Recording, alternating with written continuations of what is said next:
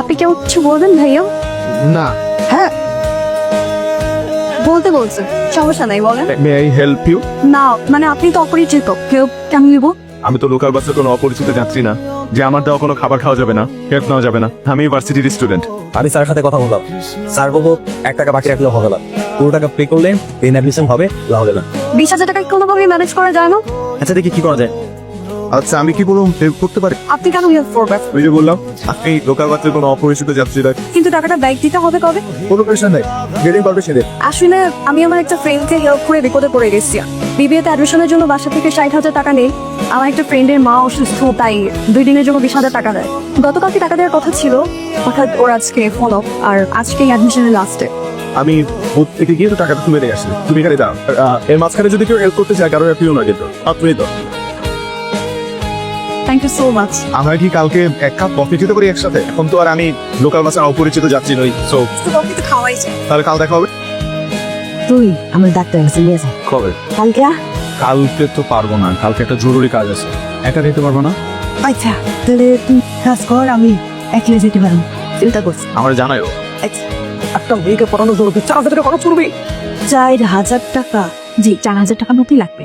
ধরেছে গাড়িটা আমার না, আমি রেন্টের কার থেকে ভাড়া নিয়ে আসলে আমার খুব ইচ্ছে ছিল আমার রাজ্যের মহারানীকে, মানে তোমাকে, একটি আরামদায়ক বাহনে চড়িয়ে একটি মনোরম পরিবেশে কফি খাওয়াতে নিয়ে যান।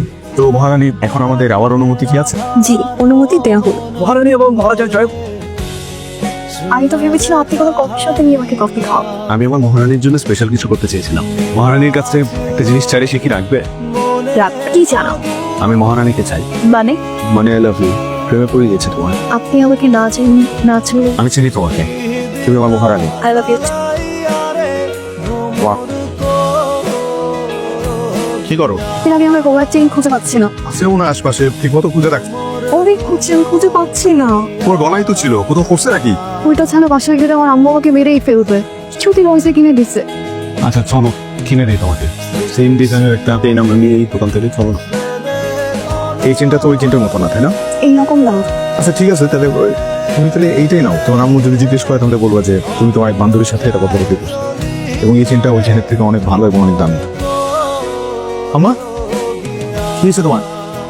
খারাপ লাগছে নাকি? বেশি খারাপ লাগতেছে। ওষুধ খাও নাই? ওষুধ তো সে এক। ওষুধ তো আমার আনার কথা ছিল, এটা প্রেসক্রিপশন না?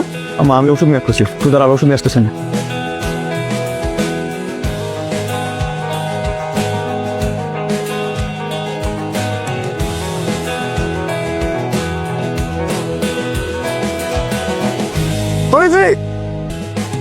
কি করতেছো তুমি? তুমি বাইরে আসো, তুমি বাইরে আসো। তুমি ওর সাথে কি করতেছো? তোর আছে না একটা ছেলের সাথে তুমি ওর বাসায় কি করতেছো? আজব তো, না ও আমার গার্লফ্রেন্ড, ও আমার কাছে আসতেই পারে। আর ইউ ও কেটে বড়, নাহলে তোমারই প্রবলেম হবে। তুই প্লিজ আমার কথা বলে চেষ্টা করো, তুই প্লিজ। এই দোয়াইছে ব্লেক প্লিজ, দোয়াইছে প্লিজ, ওদের করো দোয়াইছে। তুমি কি পাগল? সেটা আমি পাগল হয়ে গেছি, দোয়াইছে হয়ে গেছে। সে ভালোবাসার মানুষকে অন্য একজনের সাথে দিয়ে আমি পাগল হয়ে গেছি।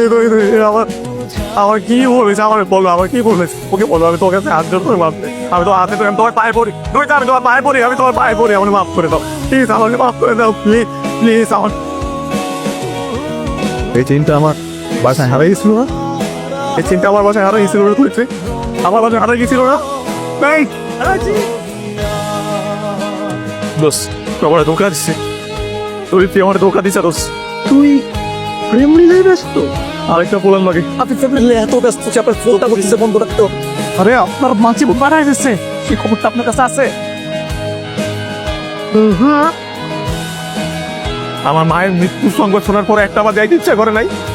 আমার মাটারে শেষবারের জন্য একটা বার দেখতে ইচ্ছা করে নাই? দোষ আমার এই বন্ধুগুলা আমার থার্ড ক্লাস ছেলে মনে করে, আমি একটা থার্ড ক্লাস বলা তাদের চোখে, কারণ আমি তোমার ভালোবাসি।